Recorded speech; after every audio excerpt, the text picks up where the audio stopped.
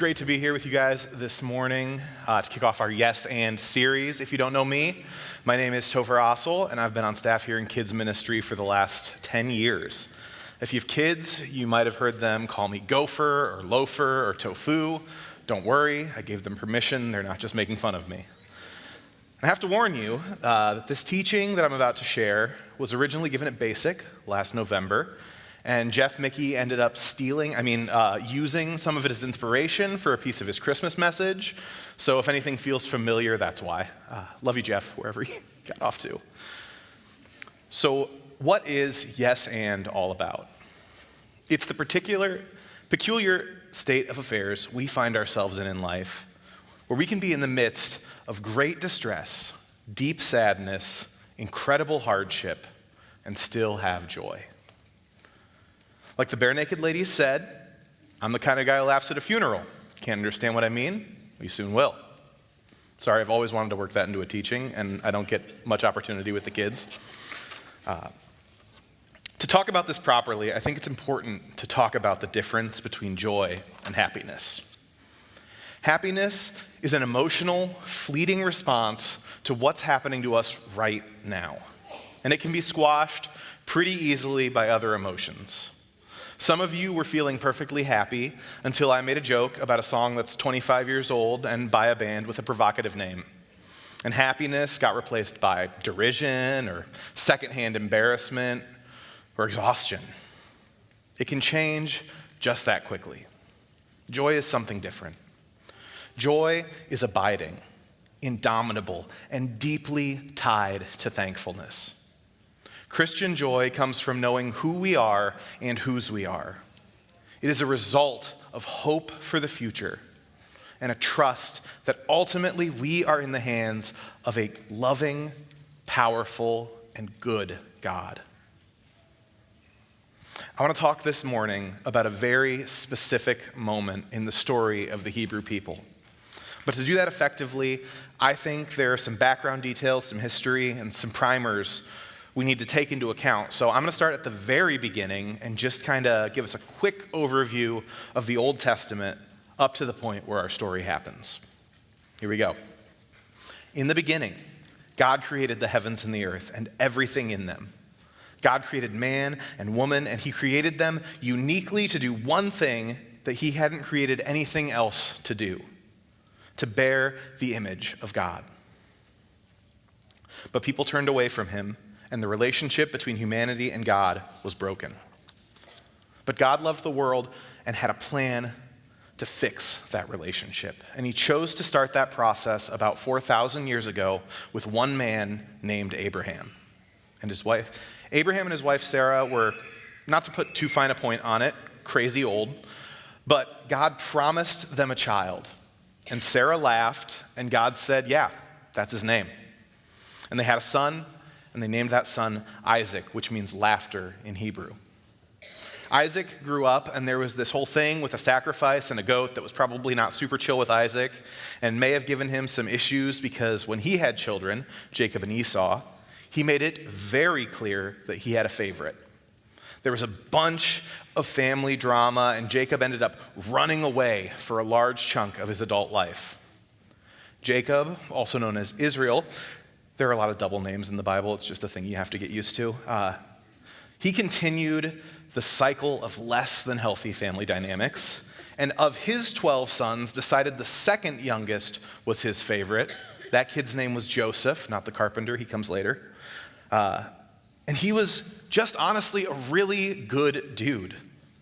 His glaring character flaw being that he did not know how to read the room with his other brothers, to the point where they threw him in a well and sold him to some passing slave traders, which I would hold against them, but I'm pretty sure my older brother would have done that to me if he had the opportunity to. So Joseph got sold in Egypt. There were a bunch of ups and downs for him, but eventually he was appointed the prime minister of all of Egypt and saved the whole country from a famine, saved his family from the same famine when they came begging for help, which led to the whole lot of them living in Egypt. Sometime later, the Israelites had been enslaved by the Egyptians, and Pharaoh got so concerned about the number of Israelites that he had all the baby boys thrown into the Nile River. One of those babies was famous Bible boy Moses. His mom and sister got him adopted by Pharaoh's daughter, and he grew up in the palace until he killed an Egyptian who was mistreating an Israelite slave and ran away. Moses fled to Midian and provided some vigilante justice for the daughters of the high priest, got married to one of them, had a kid, became a shepherd. Then God showed up as a burning bush and sent him back to Egypt to free his people. I promise we're almost to the teaching part of this. Moses goes back, he reconnects with his brother Aaron, they go to Pharaoh, and you'll never believe it, but it doesn't go well. Pharaoh basically just makes all the work that the enslaved Israelites have to do harder, and then all heck breaks loose. God unleashes a series of plagues on Egypt to demonstrate his power, to decimate its economy, and to convince Pharaoh and the Egyptian people that they would be much better off without the Israelites in their land. The main water source of the kingdom turns to blood. By the time it's cleared, there are frogs everywhere, and the frogs are followed by gnats, and the gnats are followed by flies. After that, the Egyptian cattle start to die. A skin disease sweeps through the kingdom, causing boils and lesions on people and animals.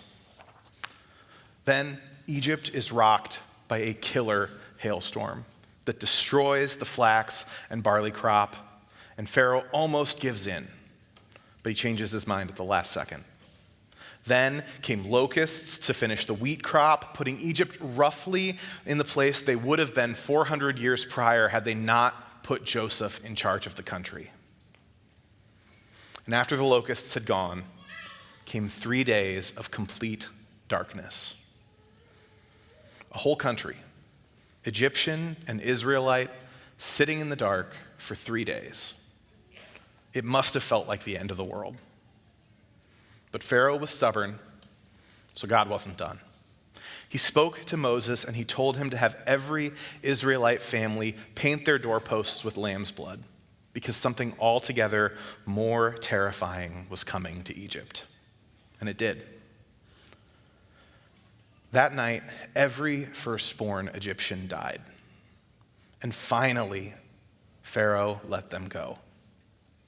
So they packed up what possessions they had, they took their livestock, and they left.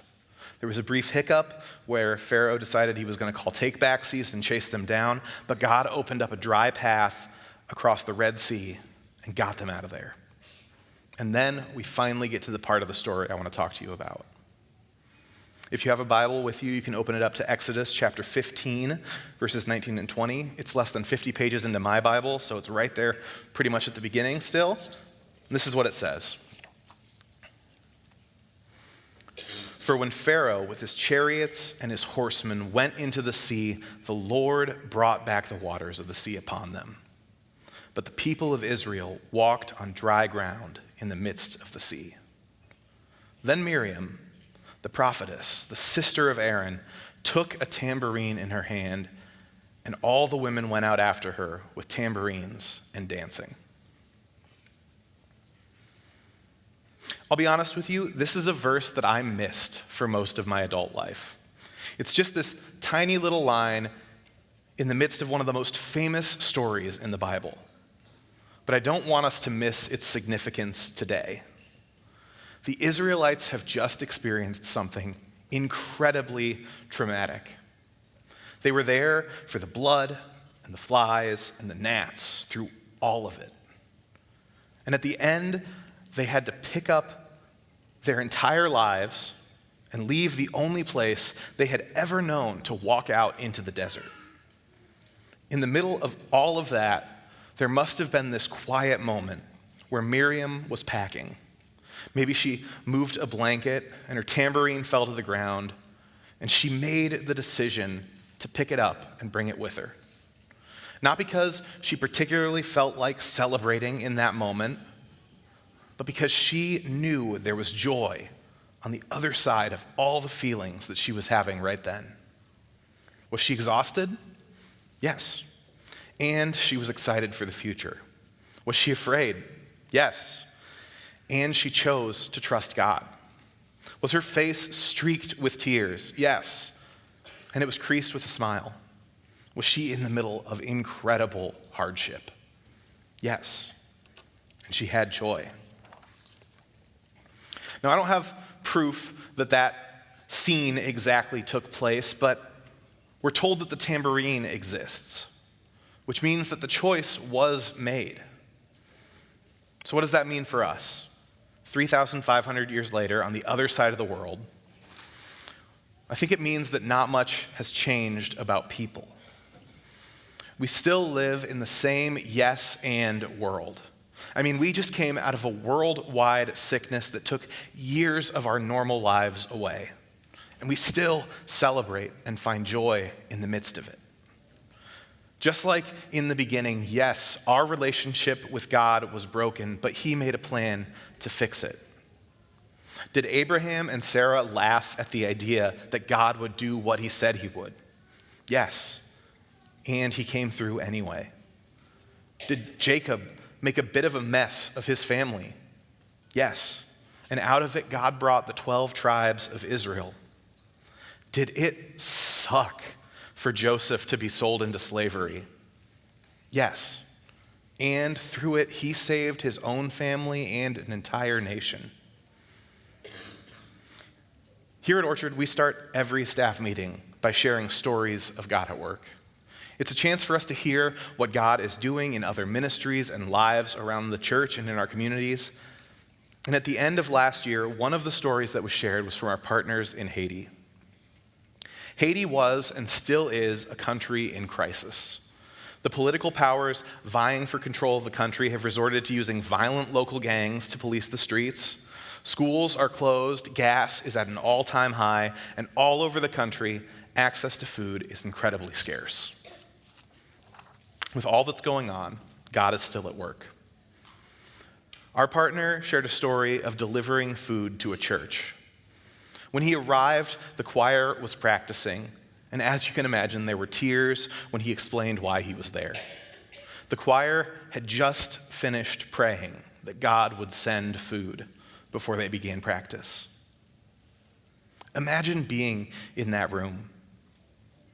Those people had probably risked their lives just to get to the church, to worship together, in the middle of what to us is absolutely unimaginable.